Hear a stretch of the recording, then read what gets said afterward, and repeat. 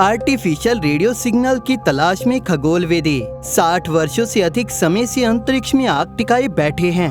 अब 10 साल से अधिक समय हो गया है जब खगोलविदों ने 2007 में सबसे पहले फास्ट रेडियो बर्स्ट को खोजा था। इन FRBs के दूसरे बर्स्ट के रेडियो इमिशन के ट्रू नेचर की मिस्ट्री ने वैज्ञानिकों को हैरान कर दिया था। जैसे ही हमने अभी यह समझना शुरू किया था कि इन अजीब सिग्नल्स का कारण क्या है, हाल ही में खोजे गए एक FRB के रहस्यों ने वैज्ञानिकों को लगभग फिर से इनके बारे में सोचने पर मजबूर कर दिया है। हमारे पड़ोसी प्रोक्सिमा सेंटोरी के करीब से आए इस FRB सिग्नल में क्या रहस्य छिपे हैं और वैज्ञानिकों ने क्या खास खोजा इस सिग्नल में, आइए जानते हैं। अपोलो 11 के चांद पर उतरने के बाद से हमारी इंसानी सभ्यता हमारी जैसी अन्य सभ्यताओं की खोज के प्रति जुनूनी हो गई थी और अब हम नए उन्नत तरीकों के साथ पहले से कहीं अधिक गहराई से अंतरिक्ष की खोज कर रहे हैं।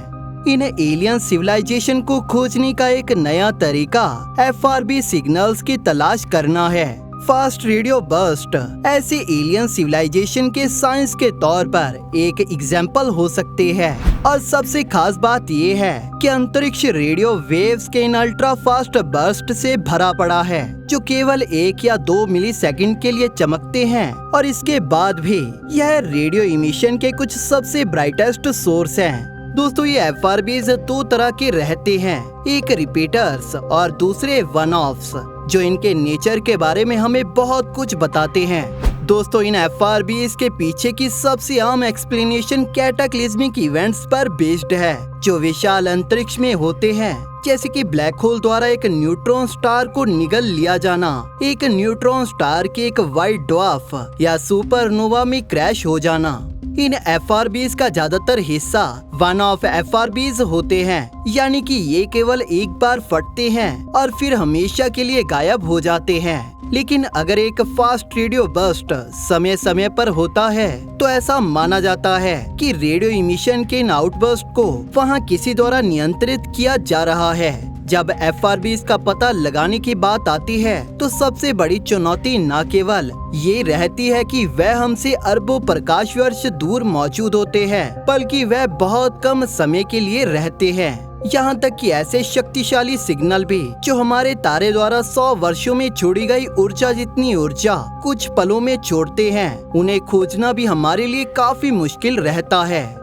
इनके बारे में सुनने पर ऐसा लगता है कि आपको इन्हें खोजने के लिए एक एक्सट्रीमली एडवांस्ड मैकेनिज्म की आवश्यकता होगी और ठीक इसी समस्या को ब्रेक थ्रू लिसन प्रोजेक्ट ठीक कर रहा है। ब्रेक थ्रू लिसन एक ऐसा प्रोजेक्ट है जिसका मेन गोल है इंटेलिजेंट लाइफ को खोजना जो हमारे ब्रह्मांड में मौजूद है या जो कभी अस्तित्व में रही थी। इस प्रोजेक्ट में टेलीस्कोप्स और अन्य उपकरण शामिल हैं जो 25 ट्रिलियन माइल्स की दूरी पर मौजूद एक साधारण लाइट बल्ब के बराबर की शक्ति वाली लेजर का पता लगाने में सक्षम है। ब्रेक थ्रू लिसन के वैज्ञानिक किसी भी संकेत का पता लगाने के लिए लगभग 1 लाख सितारों और यहाँ तक कि 100 पास के आकाश गंगाओं का अध्ययन करने की योजना बना रहे हैं जो एक्स्ट्रा टेरेस्ट्रियल सिविलाइजेशन की ओर इशारा कर सकते हैं। इस प्रोजेक्ट टीम के लिए कठिन काम हमारे ग्रह पर इक्विपमेंट के काउंटलेस रेडियो वेव्स के ढेर में से उन सिग्नल के टेक्नो सिग्नेचर्स की पहचान करना है। इसलिए इस तरह के शक्तिशाली उपकरणों के साथ भी ब्रेक थ्रू लिसन की टीम को ऐसा कोई भी सिग्नल नहीं मिला जिस पे कोई खास ध्यान दिया जा सके। लेकिन 6 सालों की कड़ी मेहनत के बाद उन्हें अब एक ऐसा सिग्नल मिला जो काफी ज्यादा दिलचस्प और रहस्यमय है। प्रोक्सिमा सेंटोरी का अध्ययन करते समय ऑस्ट्रेलिया के पार्क्स ऑब्जर्वेटरी ने लगभग 25 घंटों का डेटा इकट्ठा किया, जिसके बाद वैज्ञानिकों ने इस डेटा की गहराई से जांच की और उन्हें कुछ काफी अजीब देखने को मिला। एक काफी अजीब FRB सिग्नल जो उस 25 घंटों के पीरियड के दौरान 5 बार हुआ। इस ऑब्जेक्ट को BLC-1 नाम दिया गया जो कि ब्रेक थ्रू लिसन का पहला कैंडिडेट था। ये FRB सिग्नल हमारे पड़ोसी स्टार सिस्टम अल्फा सेंटोरी से आ रहा था और यह इस प्रोजेक्ट के फिल्टरिंग क्राइटेरिया को पार करने वाला पहला FRB बन गया। इस BLC-1 सिग्नल की जो सबसे खास बात थी जिसने वैज्ञानिकों को अपनी तरफ आकर्षित किया वो थी इस सिग्नल की 982.002 मेगाहर्ट्ज की नैरो बैंडविड्थ की फ्रीक्वेंसी, और इसी के साथ यह वैसे गायब हो रहा था जैसे जैसे टेलीस्कोप को अंतरिक्ष में किसी अन्य बिंदु पर फोकस किया जा रहा था। और हमारी नॉलेज के अनुसार ऐसे सिग्नल नेचुरली प्रोड्यूस नहीं होते, उनको प्रोड्यूस करने का एकमात्र तरीका ह्यूमन टेक्नोलॉजी जैसे वाईफाई, GPS, सैटेलाइट या सेलफोन्स टावर्स हैं। एक और अजीब बात ये है कि BLC-1 की फ्रीक्वेंसी में हमें थोड़ा ड्रिफ्ट देखने को मिला। इस तरह की ड्रिफ्ट या फ्रीक्वेंसी में चेंज आमतौर पर दो चीजों में से एक का संकेत देते हैं। यह या तो पृथ्वी की मूवमेंट के कारण है या किसी एक्स्ट्रा टेरेस्ट्रियल सोर्स की मूवमेंट के कारण हो रहा है। हालांकि यह ड्रिफ्ट वास्तव में हमारी एक्सपेक्टेशन के बिल्कुल उलट हो रहा था। ये नीचे जाने के बजाय ऊपर की ओर जा रहा था। ये पॉजिटिव ड्रिफ्ट किसी अन्य ग्रह पर एक ट्रांसमीटर या यहाँ तक कि एक अंतरिक्ष यान का परिणाम हो सकता है जो लगातार एक स्पीड से पृथ्वी की ओर आ रहा है।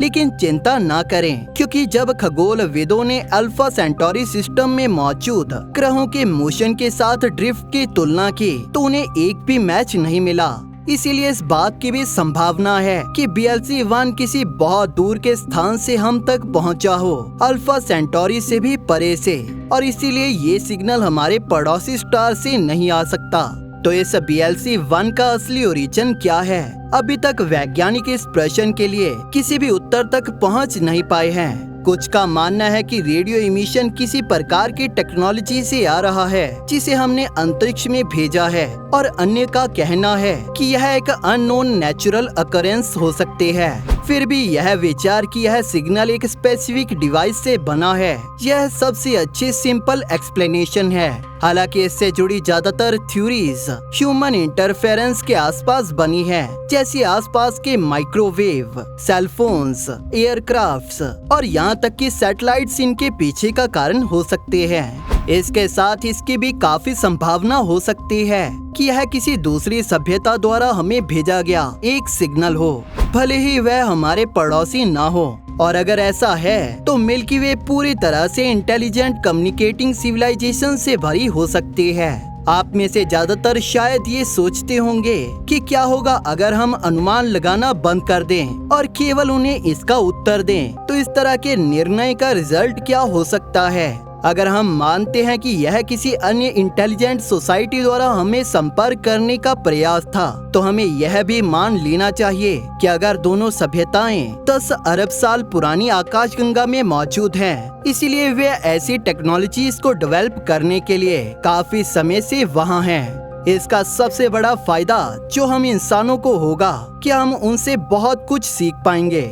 अंतरिक्ष जैसी हॉस्टाइल जगह में लाखों वर्षों तक कैसे जीवित रहा जाए।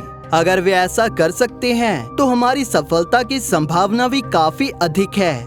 यह BLC-1 ही अकेला ऐसा खास FRB नहीं है। हम ऐसे कई खास FRBs को खोज चुके हैं। इनमें से एक का Canadian hydrogen intensity mapping experiment नामक रेडियो नोवल टेलीस्कोप द्वारा पता लगाया गया था। खगोलविदों ने इसे लगभग 500 प्रकाश वर्ष दूर एक स्पाइरल आकाशगंगा में सफलतापूर्वक ट्रैक किया। ये खास इसलिए है क्योंकि ये हमें लगभग 16 दिनों के एक अनयूजुअल रिपीटिंग साइकिल करते हुए मिला था। यह पहले 4 दिनों के दौरान ये एक्टिवली घंटों के बेसिस पर ब्रस्ट का उत्पादन करता है। फिर इसका 12 दिन का ब्रेक पीरियड आता है। इस FRB की उत्पत्ति केवल अज्ञात नहीं बल्कि वैज्ञानिक प्रेडिक्शन भी नहीं कर सकते हैं कि इसकी उत्पत्ति कैसे हुई थी, क्योंकि कोई मौजूदा एक्सप्लेनेशन इस पर बिल्कुल भी फिट नहीं होती।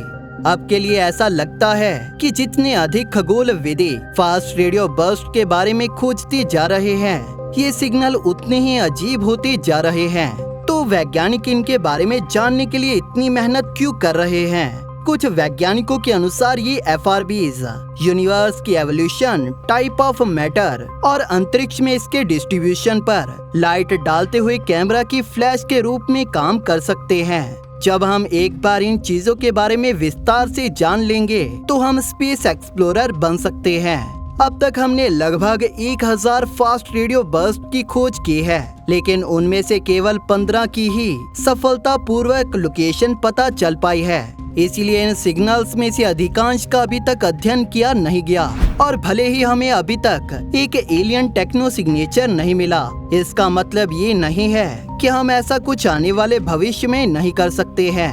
ये केवल कुछ वर्षों की बात हो सकती है। आपका इसके बारे में क्या कहना है, हमें नीचे कमेंट सेक्शन में जरूर बताइए।